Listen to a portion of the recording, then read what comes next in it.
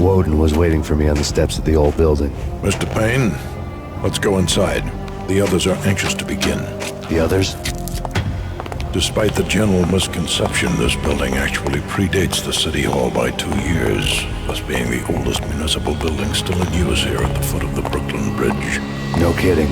The old man played tour guide as he led me through a dark domed hall. The answers I was after loomed large ahead. Mr. Payne, I would like to introduce you to my colleagues in what we call the Inner Circle. You've been watching too much X-Files. You have seen the files on Project Valhalla. We can fill the gaps, provide you with the information missing from those files. We were all involved in the early stages of the project during the Gulf War. What's the catch? We would very much like to blow this thing wide open, but our hands are tied. Her name is Nicole Horne. She was the key figure in Project Valhalla. When the funding was discontinued, she simply refused to quit. She knew exactly what she had in her hands. Nicole Horne is the president of Aesir Corporation. She has more than half the city in her pocket. This must be kept under wraps. If you try to go public with this, we will deny any knowledge. We need you to take her out. Afterwards, we can protect you, make all the charges go away. That was the cue for the killer suits to kick in the doors and swarm inside.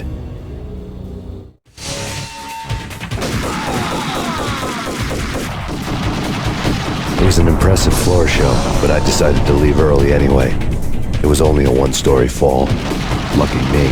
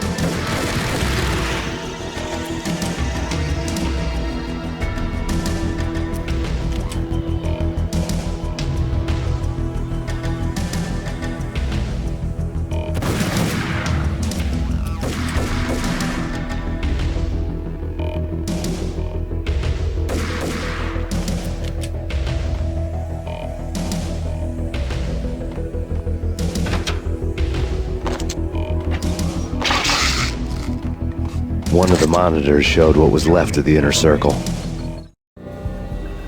On screen, the so-called corpse of Alfred Woden stood up, miraculously waking from his dirt nap, looking smug among his dead pals. In the land of the blind, the one-eyed man is king. I didn't know how he'd pulled it off, but it was a pretty slick way to get out of all his promises. Most of what he had said fit too well to be a load of crap.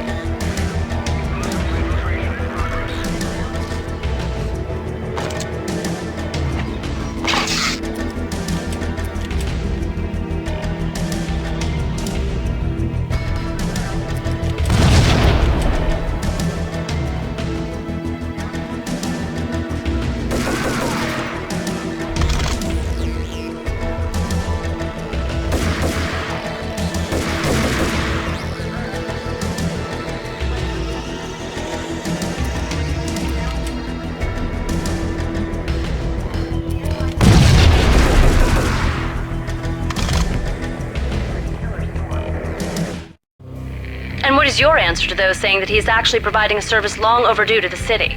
This crusade nonsense has gone too far. He's out of control. It must stop. He will be stopped.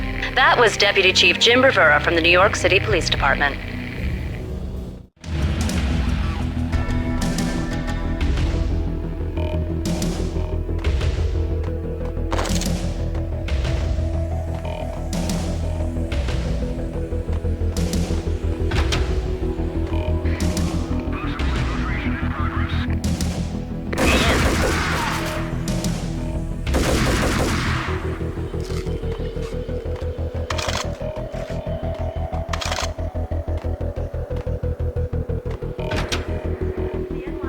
A videotape lay on the desk.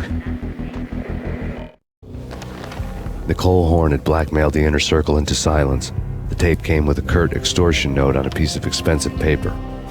I remembered Candy Dawn taping her clients in action on the side, selling the tapes to the highest bidder. I was sure that kinky sex was nowhere near Alfred Woden's worst sin. But I had a feeling that when this was over, any collateral would come in handy.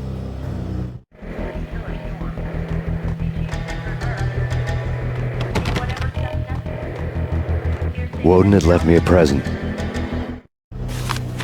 Woden had taken care of my mission preps with military precision. The critical areas in the Aesir Corporation headquarters blueprints were circled in red. The president's office was at the top of the building, right below her penthouse suite. The elevators were controlled by a security computer, part of the mainframe located underground below the building. The high-rise was sealed as tight as a sci-fi fortress.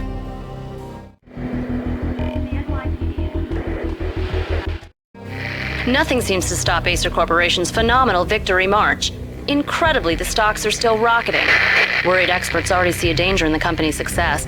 Some have gone as far as to say that Aesir Corporation is about to become an even bigger monopoly than Microsoft ever was.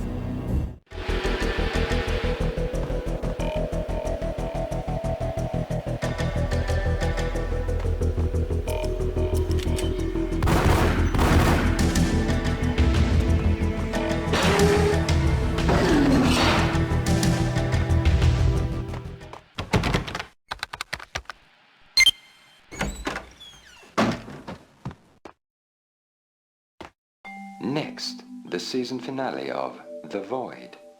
Captain's log, development update 2000. After a brutal flame war, our Vertex pixel shaders were left out of alignment, and we have been forced to stop to make repairs. This can take some time. The only data our engine officer has seen fit to give is when it's done. Engine room, this is Captain Broussard. Aye, Captain. Scott here. She's busted, I'm afraid. Without the next generation 3D card, we cannot make the jump to 3D rally. What in the name of? We're under attack.